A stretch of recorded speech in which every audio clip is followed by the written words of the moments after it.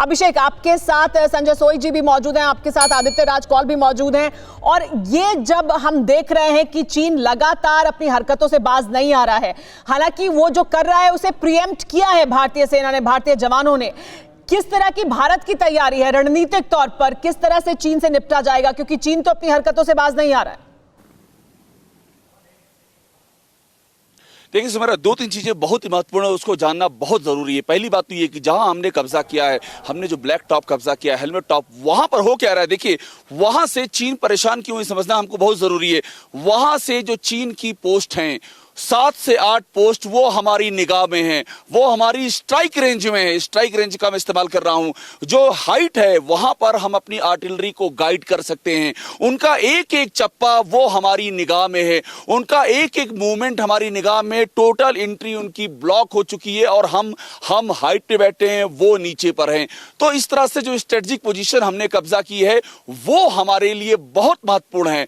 और उसके बाद उसका आगे की ओर, जब आप आगे की ओर देखेंगे, गोगोरा में देखिए उसका, गलवान में उसका देखिए, आप देपसोंग में देखिए, हर जगह पर प्रीएम्प्ट करने की जो आपने बात कही है सुमेरा, उसको चूंकि ये जो काला टॉप में कर दिया है भारतीय जवान ने, इसमें दो राय नहीं है। ये माना जा रहा है कि चीन कोई ना कोई फिर से कोई ना कोई हरकत करेगा ही करेगा। तो उसको देखते हुए इन तमाम जगहों पर भी हम पहले से तैयार हैं। हमारा जो आईएसआर है, इंटेलिजेंस सर्विलांस रिकॉग्निसेंस सिस्टम, वो पूरी तरह से एक्टिव है। एक एक चीज की हमको डिटेलिंग हमारे यहाँ इसको हो रही है। और आप ये तय मानिए कि ये जो ब्लैक टॉप पर हुआ है ये कोई अपवाद नहीं है, ये अब जनरल रूल है। अभिषेक, भारतीय सेना के जो हाथ खोले गए हैं वो ये समझ रही है, जान रही है कि चीन की चालें क्या हो सकती हैं, और उन्हीं चालों को पहले से भांपकर अपनी तैयारी की गई है। चीन की तरफ क्या कुछ चल रहा है उसके बारे में भी एमएम नरवणे को बताया जाएगा, उनको ब्रीफिंग दी जाएगी।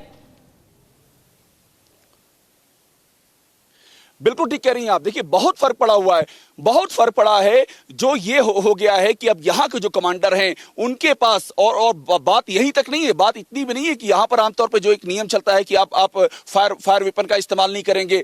अब जरूरी स्थितियों में उसकी भी मंजूरी है। तो इन सब बातों से बहुत हौसला बढ़ा हुआ है।